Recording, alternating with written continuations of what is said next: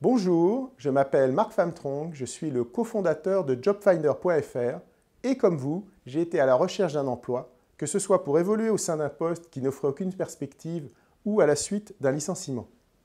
Alors, comment trouve-t-on ou retrouve-t-on un emploi lorsqu'on est cadre supérieur ou cadre dirigeant?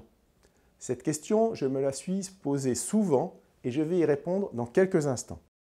Aujourd'hui, idéalement, vous voulez trouver rapidement un emploi plus intéressant et mieux rémunéré. C'est tout à fait possible. Il existe des outils et des méthodes que je vais aborder dans cette vidéo et qui, s'ils sont utilisés efficacement, vous permettront de retrouver rapidement le poste dont vous rêvez. Lorsqu'on se retrouve en situation de recherche d'emploi, on pense immédiatement aux chasseurs de tête et aux annonces proposées par les job boards. La bonne nouvelle, c'est que ces deux moyens sont très facilement accessibles. La mauvaise, c'est que tous vos concurrents y ont pensé aussi et que du coup, vos chances de succès avec ces méthodes sont très faibles. Les cabinets d'outplacement estiment que les chasseurs et les annonces représentent entre 15 et 20% des embauches de cadres supérieurs et dirigeants. Aussi, pour réussir, vous devrez être meilleur que l'ensemble de vos concurrents. Et là, vous vous dites, mais alors, comment accède-t-on aux 80% d'embauches restantes? C'est ce que nous allons voir dans la suite de cette vidéo. Cet immense réservoir d'opportunités est accessible par ce que les spécialistes appellent la démarche réseau. Cette démarche réseau, en quoi consiste-t-elle exactement? Eh bien, c'est tout simple. Il faut rencontrer des personnes qui pourront faire deux choses pour vous. La première, vous donner de l'information sur le secteur, l'entreprise, les décideurs qui vous intéressent. La seconde, vous permettre de rencontrer d'autres personnes, idéalement au moins deux, qui vous donneront de l'information et les noms d'autres personnes à contacter, etc. Si cette démarche est bien menée, vous voyez tout de suite que les rendez-vous vont se multiplier très rapidement. L'objectif de la démarche réseau est d'être au bon endroit, au bon moment, c'est-à-dire pendant les phases initiales du processus de recrutement. Idéalement, en face du décideur, au moment où l'embauche est décidée, mais pas encore publique. Mettons-nous maintenant du côté du recruteur. Ceux qui ont recruté savent combien il est difficile de trouver le bon candidat, d'autant plus difficile que le niveau de poste est élevé. C'est d'ailleurs pourquoi les chasseurs de tête ont une valeur ajoutée dans le processus du recrutement. Ils savent trouver efficacement les 3 ou 5 meilleurs candidats pour un poste. En fait, on a la situation suivante.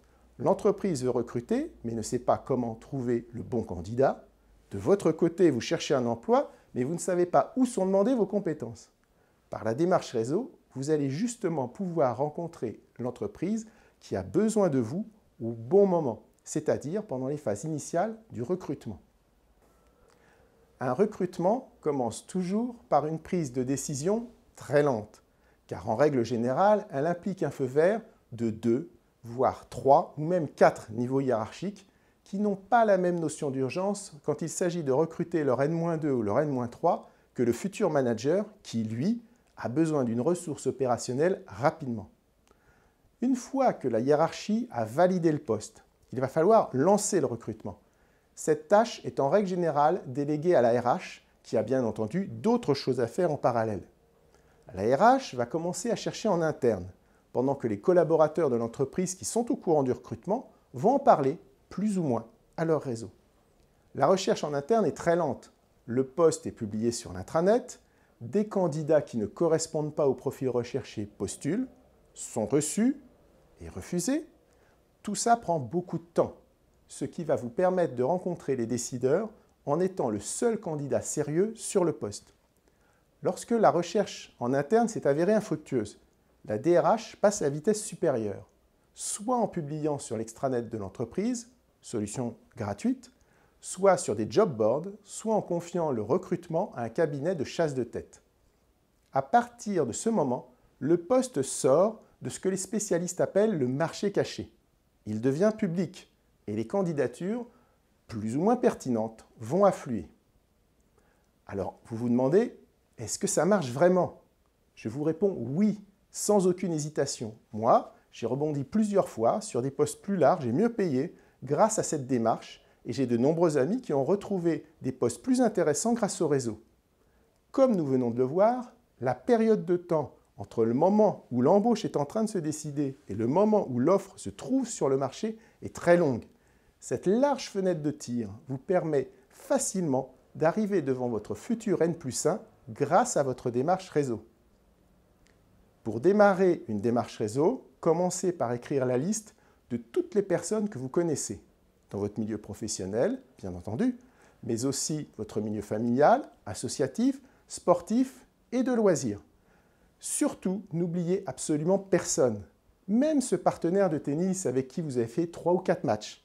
Chaque contact compte, chaque contact a la même importance, quelle que soit la force du lien qui vous rapproche. C'est votre point de départ pour atterrir dans votre futur emploi. Vous êtes convaincu par la démarche réseau? Vous avez, vous aussi, envie d'utiliser cet outil puissant pour trouver un emploi plus intéressant et mieux rémunéré? Pour ma part, j'ai beaucoup pratiqué la recherche d'emploi par réseau en mettant d'un outil professionnel de CRM, c'est-à-dire de Customer Relationship Management ou management de la relation client. Les logiciels de CRM sont vraiment indispensables pour être productif et efficace dans sa démarche réseau. Mais comme tout logiciel, ils sont très chers, de quelques milliers d'euros jusqu'à quelques millions d'euros, peu ergonomiques, lourds et ont beaucoup de fonctionnalités inutiles dans le cadre d'une recherche d'emploi car ils sont conçus pour équiper des équipes de vente. J'ai justement créé JobFinder pour vous aider dans votre recherche d'emploi, d'abord en mettant à votre disposition un outil inspiré des logiciels de CRM que j'ai pensé et designé spécifiquement pour la démarche réseau. Je l'ai voulu ergonomique, intuitif, efficace, sans fonctionnalités inutiles ou gadgets. Ensuite, dans JobFinder, j'ai mis tout le savoir-faire des meilleurs spécialistes en recherche d'emploi et je vous donne accès aux méthodes et aux outils utilisés par les outplaceurs. Pour que vous puissiez tirer tout le potentiel de JobFinder, il faut vraiment que vous vous y mettiez et que vous l'utilisiez systématiquement dès le départ. C'est la partie la plus délicate et elle ne dépend que de vous. Dès la fin du premier mois d'utilisation, vous percevrez toute la valeur ajoutée de JobFinder pour votre recherche d'emploi et vous l'utiliserez tout naturellement.